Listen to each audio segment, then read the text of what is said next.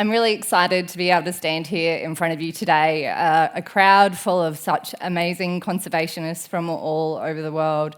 I'm very proud to be able to represent an organisation. So thank you, Ignacio, for giving me the opportunity to stand up here and share the great story of the Kimberley. And this is a story that is quite different to some of the presentations that we've seen throughout the last 2 days. It's a landscape that is still existing. It's large, it's there, and it's still got some great hope. It's still a living landscape. This is not a story of restoration. It's a story of continuing and helping persist what's there. But AWC as an organisation also works in an alternative model as well. We work in landscape scale conservation. We also work in predator-proof fenced areas. So we're trying to keep the predators out, not bring them in. I won't be touching on that today. I'll just be touching on our landscape conservation program in the Kimberley. First, I'd like to start through an acknowledgement of country. This is really important for us who work within Australia and for other people around the world as well. So first, I'd like to acknowledge the First Nations people of Australia, who are the traditional owners of the lands, the waters, and the skies, and pay my deepest respects to the elders past and present. I honour their enduring connection to country, culture, community, and knowledge. And this knowledge is that has shaped and cared for Australia's flora and fauna for tens of thousands of years. I also extend that respect to all Indigenous peoples and First Nation communities across the world, and those that are here today with us, and whose relationships with land and water and animals will continue to shape and guide conservation historically and into the future. And I also acknowledge that in Australia, that sovereignty was never ceded, and the Australian lands always were and always will be Aboriginal land. So thank you. I'm going to take a couple of steps back as well and just give you an introduction of conservation challenges and what conservation is in Australia, because it is quite different to some of the programs that you've all explained, and we've had the privilege of listening to you today. I think it's kind of a combination of the Mauritius story that we heard earlier today and the island landscape, but then also some of the stuff from where's Simon? How do I say it again? Maputo lands of having people coming back to country and undertaking those cultural practices. So it's an ancient landscape, and it is a continent, it is an island. And its landscapes, flora and fauna have been shaped by its isolation, but also for more than 60,000 years by First Nations people who have used that knowledge to care for country. First Nations Aboriginal people, who we call traditional owners, are the oldest living culture in the world. And this is absolutely amazing. And they care for this country, but country just does not mean land. It's a living whole. It's the people, it's the animals, it's the waters, it's the skies, it's the language, and everything together in an interconnected component. So not just land, but country. And this is a really important component because I'm going to use this term throughout the whole presentation. But in comparison, European colonisation has been extremely recent, only 250 years ago. And it has profound ecological disruption within our country through dispossession, removing people from the country that they were undertaking cultural land management practices for thousands of years, and also introduced species. And so to understand conservation in Australia today, we must begin here. Australia is not just one country, it's hundreds. Over 300 countries with their own language, governance, and interest. And today, that is recognised through something we call native title, which recognises the interest and the responsibilities of the native title holders as the traditional owners of country within that landscape. Now, in modern Australia, as you can tell from the map that was before, colonisation has changed where people live in Australia. People have moved, First Nations people were moved off country, and now the majority of our population live on the eastern coastal seaboard. We have a really small population. We've only got 28 million people, and only 3% of them are First Nations. So while the Australian continent may seem sparsely populated, it is not untouched. It carries a deep legacy of dispossession, the disruption of those cultural land practices, and introduced species. So just to show you the different context of what that means in what are the key threats for biodiversity in Australia, the global context we've got is habitat loss, fragmentation, hunting, and persecution that are driving biodiversity decline globally. But in Australia, while habitat loss is still important, the change in our fire regimes are a leading threat in the decline of biodiversity, but also invasive predators, like the feral cat and the feral fox, and these are distribution maps of how broadly these species are now distributed across the continent. And feral cats are the leading cause of biodiversity decline within Australia. And sadly, and for Australia, 87% of our biodiversity is endemic and exists nowhere else in the world, which means we hold 10% of the world's biodiversity. It has evolved in isolation, with First Nations people managing fire throughout the entire continent, and in the absence of mammalian native predators like cats, which means they're extremely acceptable to rapid ecological disruption that has occurred through colonisation. This, very sadly, has led us to a global record and not one that we're very proud of.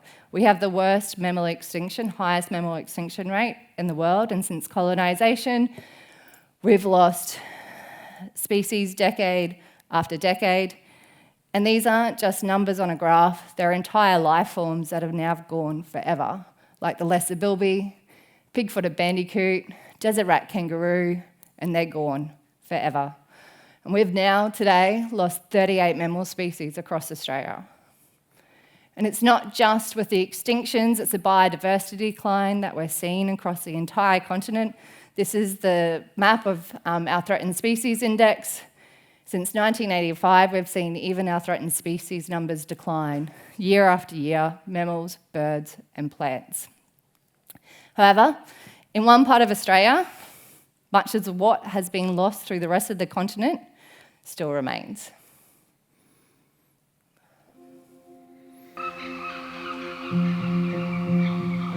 There are still places on Earth where nature moves to ancient rhythms, where fire shapes the land, where rivers rise and fall with the monsoon, where wildlife still moves across vast landscapes. But places like this are becoming rare. In northwestern Australia lies one of the last, the Kimberley, a region so vast it stretches across an area larger than many countries. One of the largest intact tropical savanna landscapes left on Earth.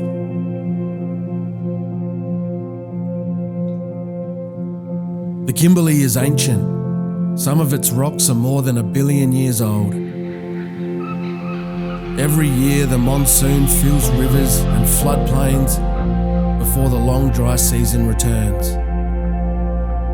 Fire moves across the savannas, shaping ecosystems that have evolved with it for millennia.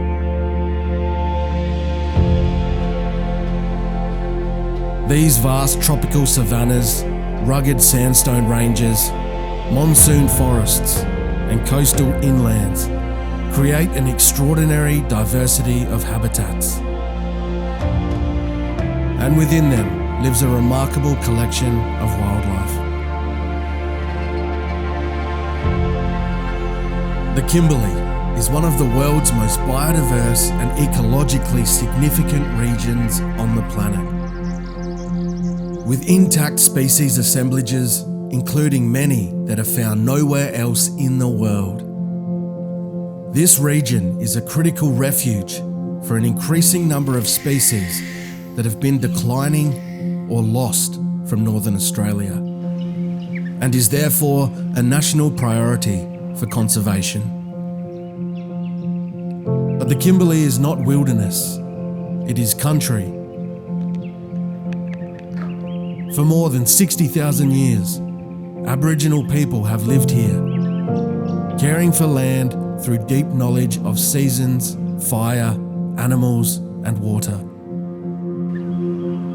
Today, around 97% of the Kimberley is recognised under native title. Traditional owners continue to care for this landscape, and conservation across the region is increasingly shaped by these partnerships. Bringing together Indigenous knowledge, science, and contemporary land management practices. The Kimberley reminds us that conservation must match the scale of nature. Not hundreds of hectares, not thousands, but millions.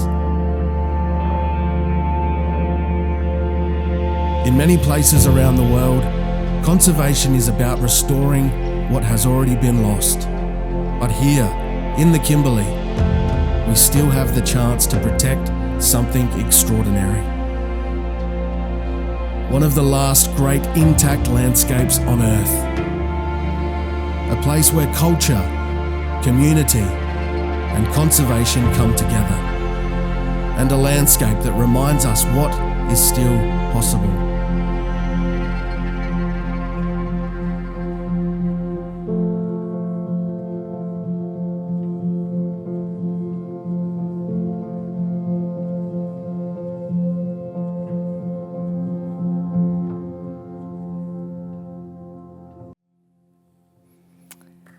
Yeah, it's pretty amazing, isn't it? I must admit, I pinch myself daily that I get to work in such an amazing landscape and such a great community. So the Kimberley, this is a fauna attrition index of Australia. So this is showing you where we've lost species. The darker green it is, the more species we have lost. And some of those are local extinctions as well, but just noting that there's 38 mammal extinctions within the country. But one place that's still really strong that hasn't lost any of this, as the video said, is the Kimberley. And these are threatened species, but also a huge amount of endemic species that call this place home too.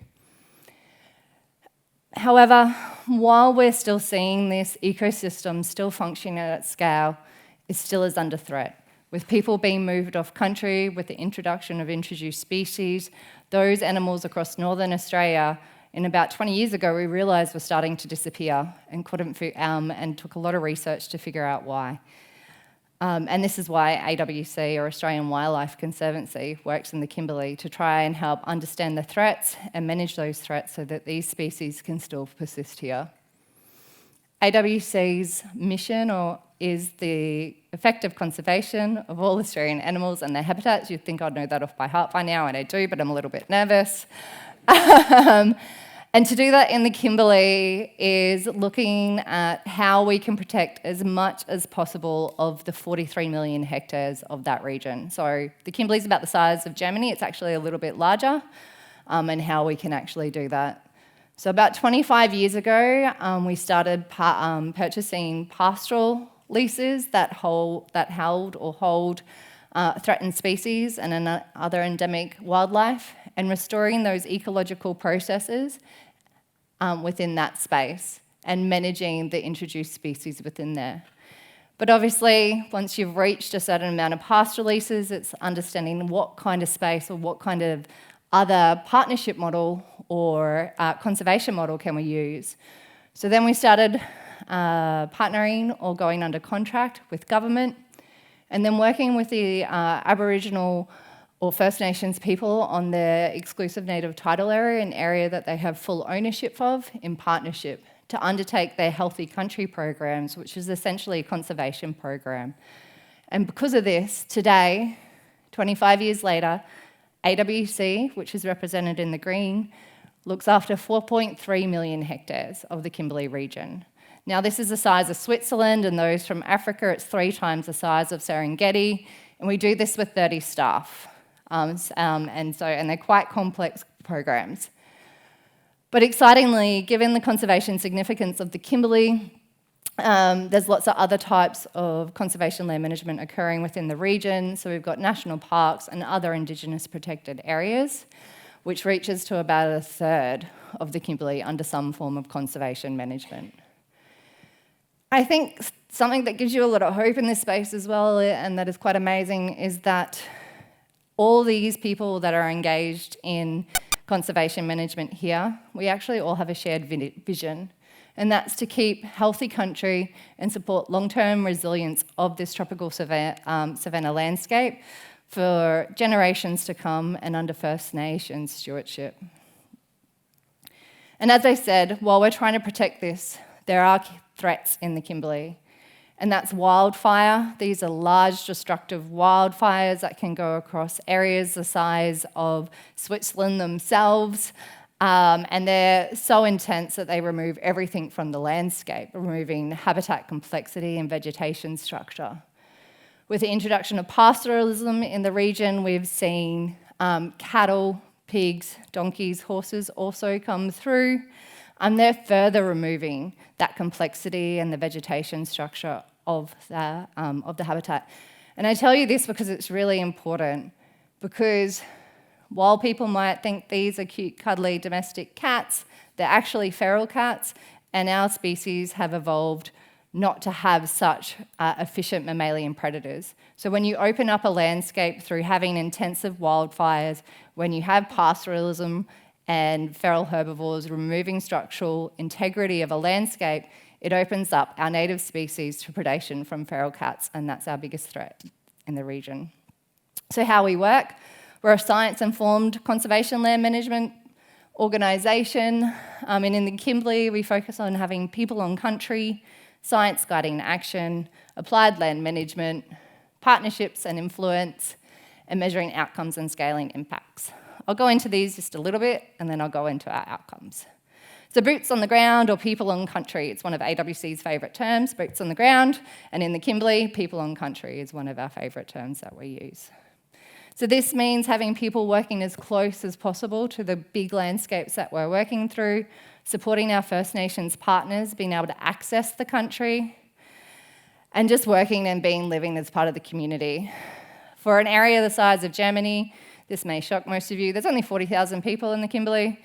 It's not very big, and there's only several roads. So about 80% of our programs are all aerial-based using helicopters. So having people as close as possible to that area that you're trying to manage and trying to understand those landscapes are key. We also invest heavily in research, and that's research into the threats, so feral cats, fire, pigs, and also the threatened species and the interactions between them, because as we said, we're seeing a lot of our animals disappearing from Northern Australia and not really understanding what are the driving processes behind that. So when we first got to the Kimberley, was investing really heavily in that research to understand what are the key drivers of biodiversity decline in that region. And as we've heard from many of the people standing on the stage, monitoring is also really important. So we invest heavily in monitoring through ecologists, land managers, ranger programs, but we also collaborate with research institutions. And then obviously working with our partners and doing inventory and figuring out where everything is as well. The other key thing that we do is once we understand those threats, we engage with restoring fire management. So as I said, large destructive wildfires, when people were moved off country, those fire practices stopped, but the northern savannas are open to lots of fire anyway because we get a lot of dry lightning strikes. So it's not because people aren't there, it's natural processes, and without that landscape being managed by fire, these fires got extremely large. So we manage it through ground burning, but then also aerial burning, and just to give you a bit of context for how big these programs are, our aerial program will fly around the earth 2 times in 1 year to deliver our aerial fire program across this space.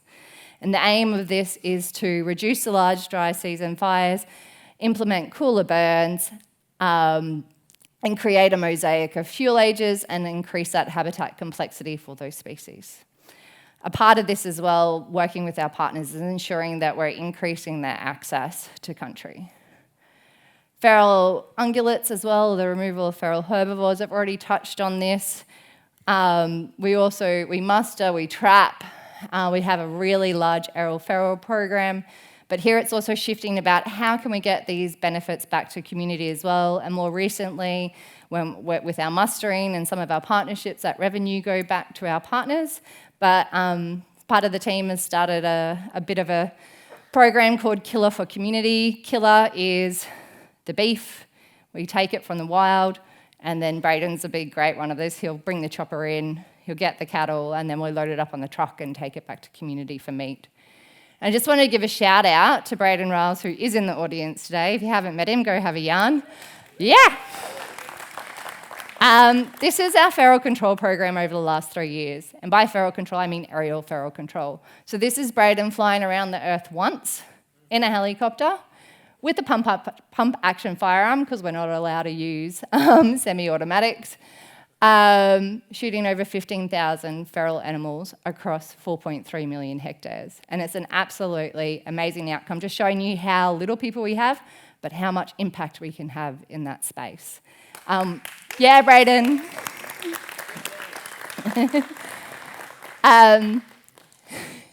And then we're also collaborating with the neighbours that are also managing that landscape as well.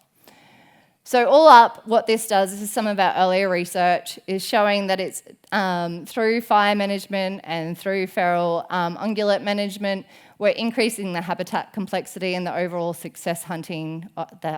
hunting success of feral cats, which is hopefully, well, no, it's not hopefully, I've got some data to show that it's definitely protecting our species. And we do this across the large landscapes, through our partnerships.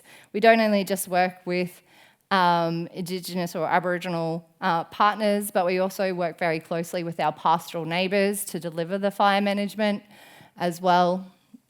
And overall, we're measuring outcomes, and one great example of this is the northern brown bandicoot on one of our more southern management areas, and through the delivery of fire management and feral ungulate control, we're actually seeing this species recovering. And we're not reintroducing this species, they're self-re-establishing in the landscape from this area, and this is just a fantastic outcome. The fluctuations up and down, it is semi-arid, so it is a bit of a boom-bust cycle.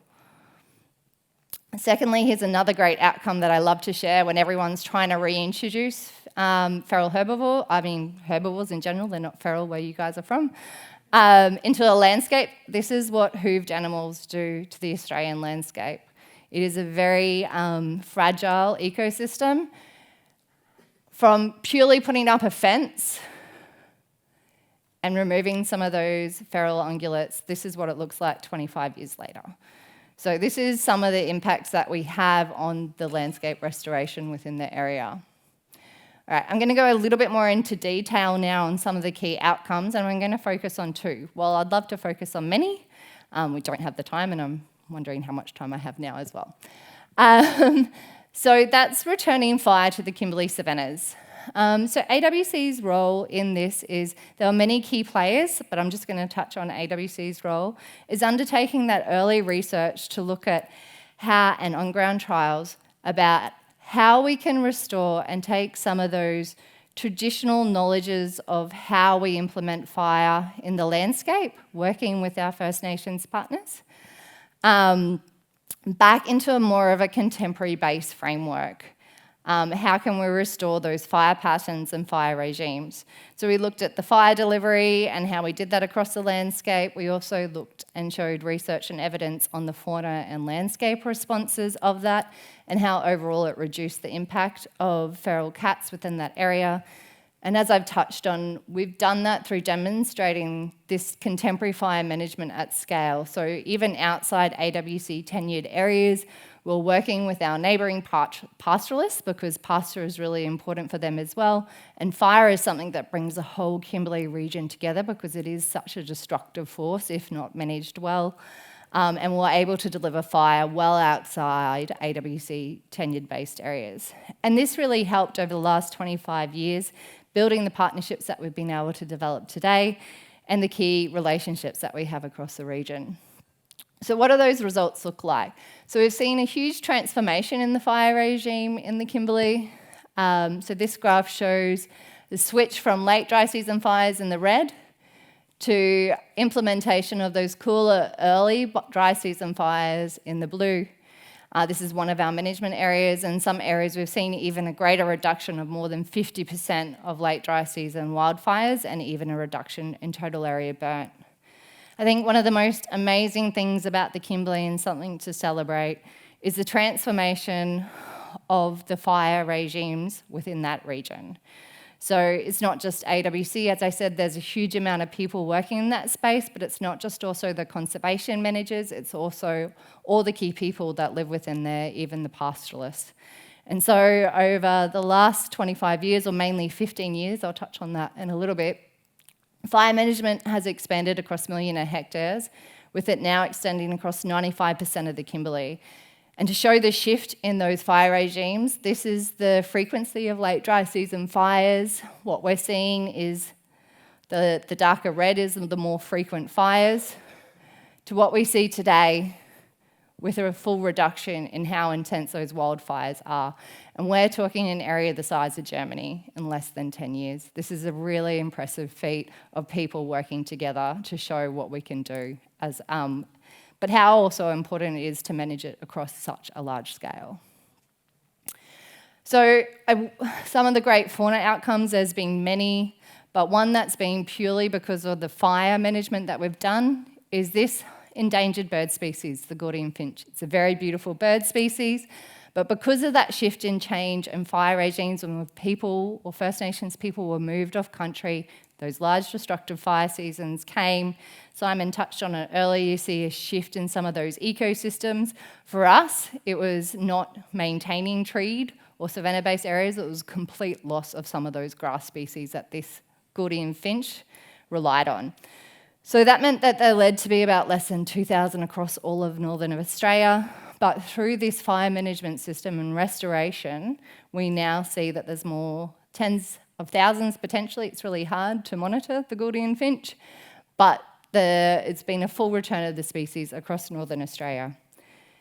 But to go beyond conservation and put the people aspect to it is the amount of First Nations stewardship that the fire program has brought. This is an imperative cultural practice and cultural responsibility of the First Nations people of Australia to be able to look out after country, and that part for them is primarily through fire, and they call it right way fire.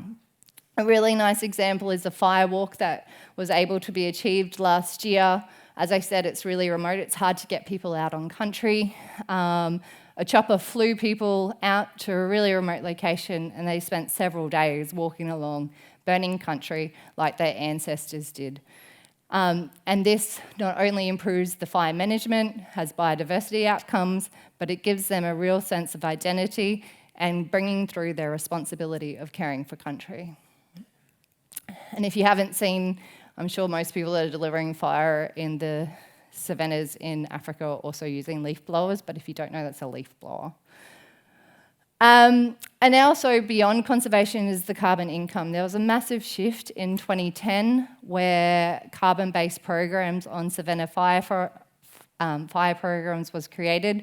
Through the abatement of those wildfires, we've seen a huge shift of how now fire is delivered across Northern Australia. It's become quite a circular economy. And carbon programs across Northern Australia can generate more than $57 million annually. And the amazing thing is that 75% of that are Indigenous owned. So that money is going straight back into the Aboriginal corporations, back into community and for their governance structures. And just to show you the scale of the fire program, this is last year. We've got some great tools. Satellite imagery, here we've got the Kimberley. This is our early dry season program, just to show you how large it is. And then it shifts from west to east.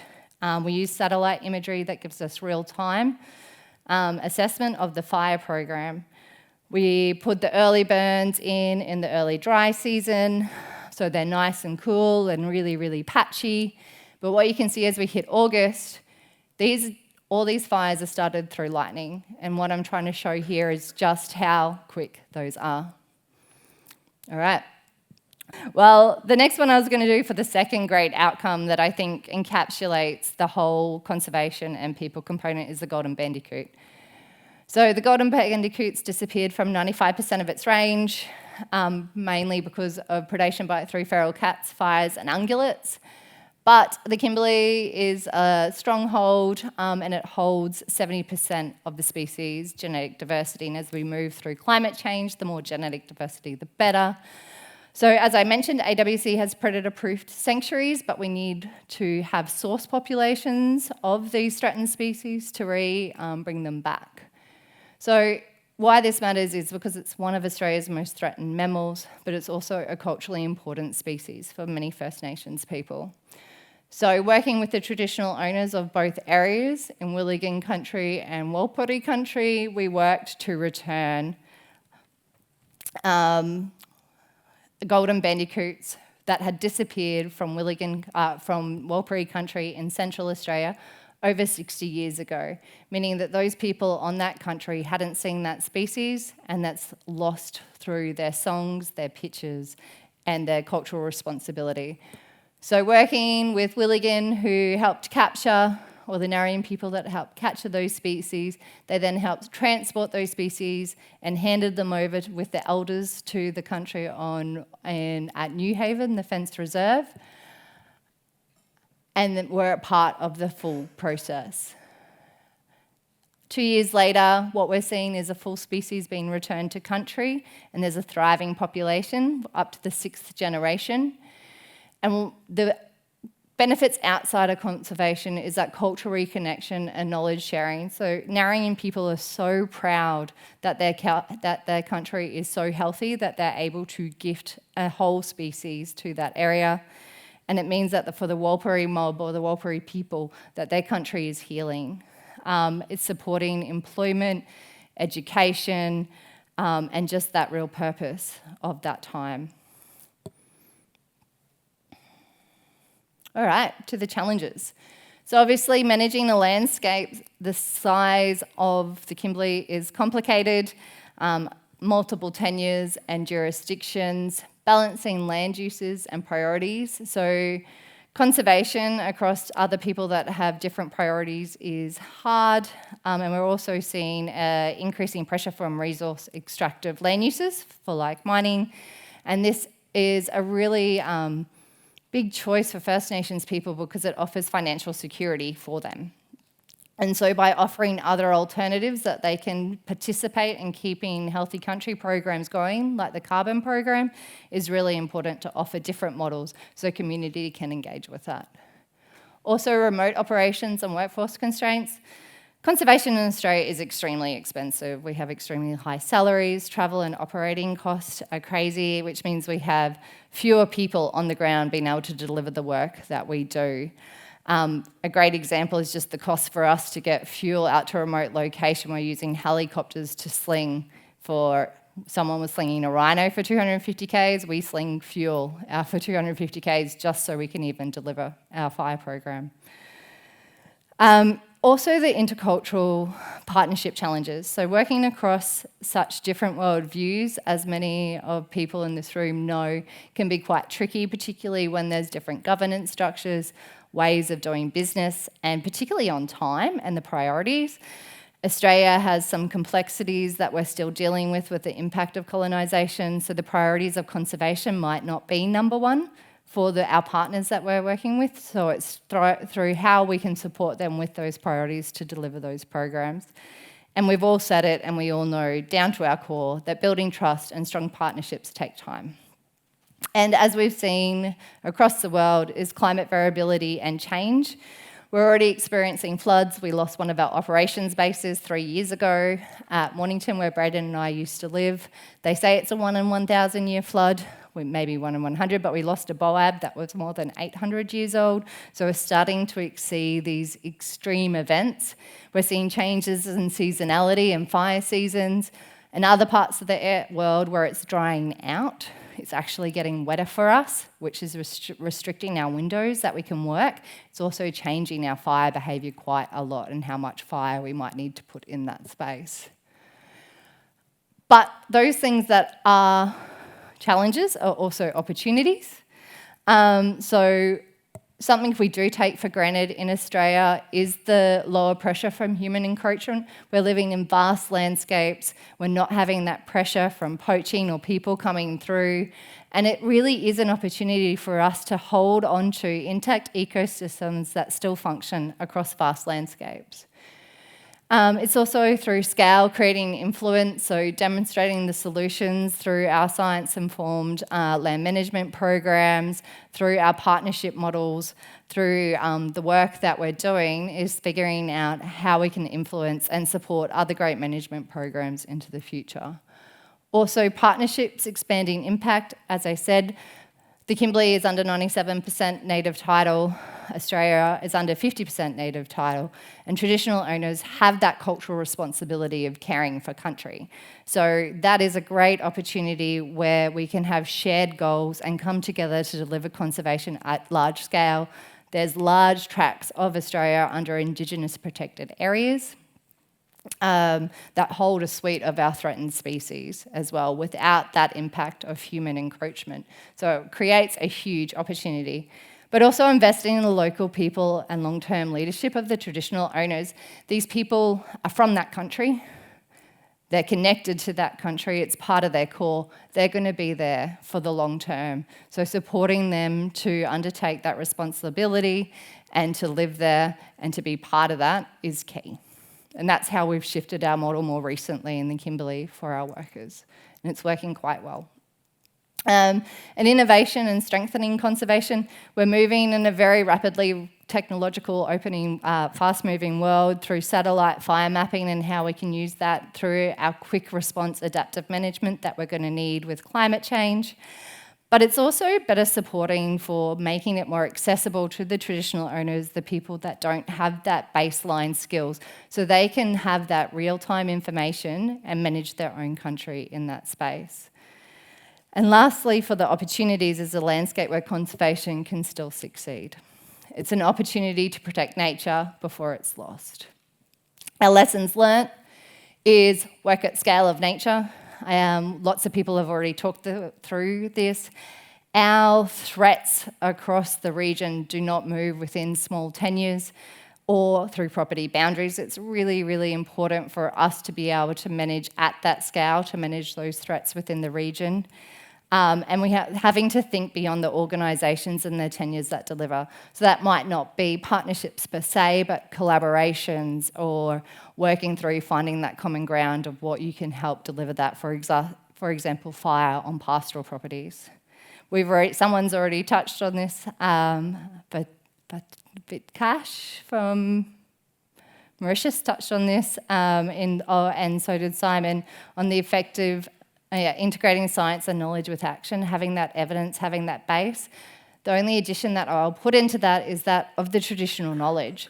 First Nations people in Australia have millennia of knowledge. They've seen landscapes change, they know what's happening there, and if we can incorporate that into the ethos and the work that we do at every part along the way, I think we'll be able to have much more responsive base conservation. It's also not easy. It takes a lot of time. It takes a lot of resources, and we are all having to triage to make sure that we can deliver those programs. And something that also is knowledge sharing. So we're no longer working in isolation, and we don't have to reinvent the wheel. So trying to figure out how we get that information out. For us, it's Australia is going through still coping with the effects of colonisation, and in conservation we're doing that too. So organisations have not always worked in the best way with First Nations people. We need to own our mistakes. Sit down and understand why that mistrust exists. Partnering with traditional owners. We've had the strongest alongside traditional owners, knowledge, stewardship and responsibility to care for country, because culture and conservation are not inseparable. But also here, be ready to get off the boat. So if we're working with First Nations partners that have the say and are taking that stewardship, if they ask us to leave, that's okay, because they've got it and they can continue to deliver it. Country needs people and people need country. It's a great saying. We all feel connected to the work that we do. We've always talked about, particularly through the ECTI course, of how important that is. But so when we're delivering programs, it's important to do that. I'm wrapping up. Ignacio? No worry. Influence and collaboration. I've got 2 more slides and a short video. Demonstrate what works. Influence spreads beyond organisations. It's this natural, organic way of good ideas move, but you have to celebrate them, you have to showcase them for them to be taken on. And also, it's not just influence that we can extend out, it's the influence that we can take in to take on new ideas and new ways of doing conservation and commit for the long term. So recovery takes time. Caring for country or conservation, it cannot stop. For the Australian landscape, it has been managed for millennia. It's not something we can walk away from. Fire management has to be done year after year. Invasive species have to be removed continuously. And this is going to be more and more important as the climate starts changing. And last of all, hope. Hope does not come from optimism alone. It comes from the people doing the hard, practical, long-term work at the right scale with the evidence and integrity and with the people whose country it always was and always will be. From the work that AWC has been doing in collaboration with our partners, we've developed a really comprehensive understanding of just how important these landscapes are and how some of the threats that persist elsewhere are not super present in these landscapes. So in terms of conservation in Australia, the Kimberley provides a really amazing opportunity to be able to keep an environment in a fairly intact state, and that is really important for conservation of our fauna and flora going forward.